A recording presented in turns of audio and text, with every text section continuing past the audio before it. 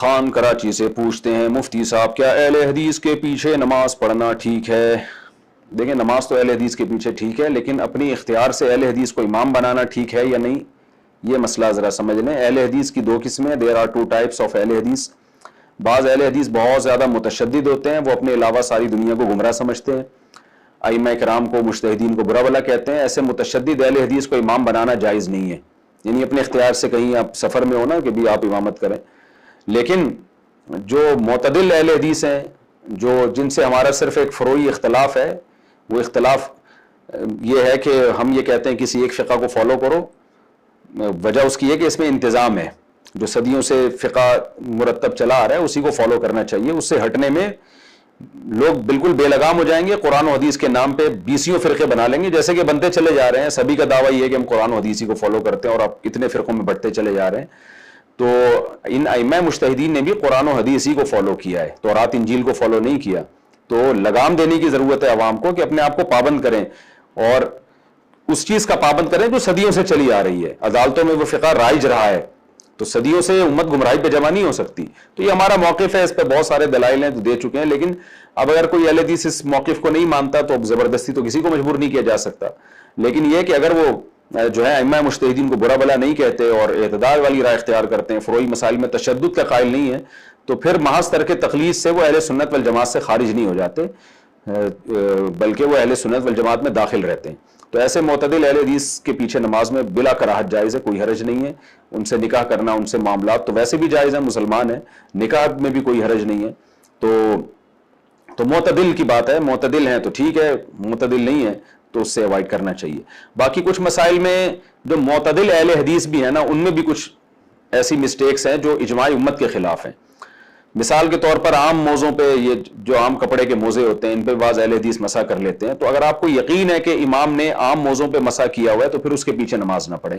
اور اہل حدیث عالم کو بھی چاہیے کہ بھئی آپ کی اگر رائے یہ ہے کہ عام موضوعوں پہ مسح ہوتا ہے تو آپ اپنی رائے دوسروں پہ مسلط نہ کریں۔ اگر آپ کے پیچھے حنفی یا شافعی لوگ نماز پڑھتے ہیں تو آپ پاؤں دھو کے آ جائیں، تاکہ ان کے نظریے کے مطابق ان کی نماز بھی ہو جائے۔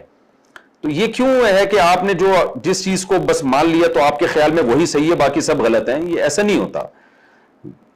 ہمارے ہاں بعض اہل حدیث اتنے متشدد ہیں نا کہ وہ کہتے ہیں دیکھو جوربین کے بارے میں جب حدیث میں آ گیا تو ہم حدیث کو لیتے ہیں۔ اور بھائی جوربین کے بارے میں جو حدیث ہے وہ جورب تو ہے، لیکن وہ جورب خفین کے معنی میں بھی آتا ہے۔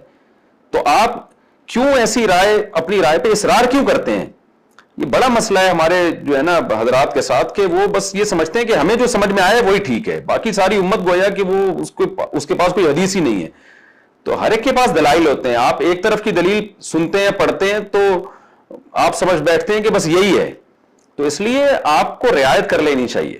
میرے پاس ابو ظبی سے کسی کا فون آیا کہ جی وہاں امام جو ہے وہ عام موضوع پہ مسح کر کے نماز پڑھاتا ہے تو ہم کیا کریں؟ بعض علماء کہتے ہیں جوڑ پیدا کرنے کے لیے انہی کے پیچھے نماز پڑھ لیں۔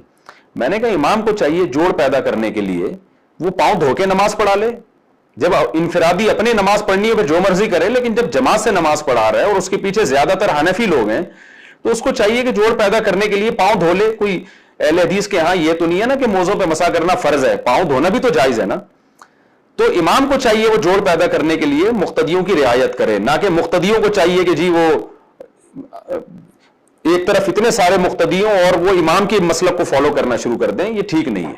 تو اس لیے کسی اہل حدیث نے اگر عام موضوع پہ مسح کیا ہے تو پھر ان کے پیچھے، چاہے اہل حدیث ہو یا کوئی بھی ہو، تو اس کے پیچھے ہم نماز کو جائز نہیں سمجھتے، کیونکہ عام موضوع پہ مسح یہ بہت ہی کمزور رائے ہے، بہت ہی، اس پہ دلائل کیا ہے وہ میں بات کر چکا ہوں، ابھی میں اس کو ریپیٹ نہیں کروں گا۔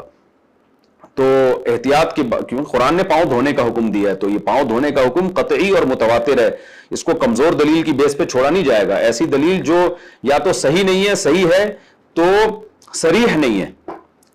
تو جو روایتیں پاؤں دھونے کے خلاف ہے نا عام موضوع کے بارے میں، وہ یا تو صحیح نہیں ہے، صحیح ہے تو اپنے مدعا پہ صریح نہیں ہے۔ وہ صحیح کا مطلب وہ واضح نہیں ہے کہ عام موزے مراد ہیں۔ نبی صلی اللہ علیہ وسلم کے دور میں تو وہ موزے ہوتے تھے جو جوتوں کے بغیر استعمال ہوتے تھے، اس کو خفین کہا جاتا تھا، اور جورب کا لفظ خفین پر بھی صادق آتا ہے۔ تو خیر یہ دلائل اس پہ کتابوں میں آپ کو مل جائیں گے۔ درس ترمذی میں حضرت مفتی تقی عثمانی صاحب نے بھی اس پہ بحث کی ہے، اور اس کے علاوہ بھی بحث ہے، میں اس بحث میں نہیں جا رہا۔ تو وہ اہل حدیث جو اجماعی امت کے مسائل کے خلاف اگر کرے اور نماز پڑھائے تو پھر اس کے پیچھے نماز جائز نہیں۔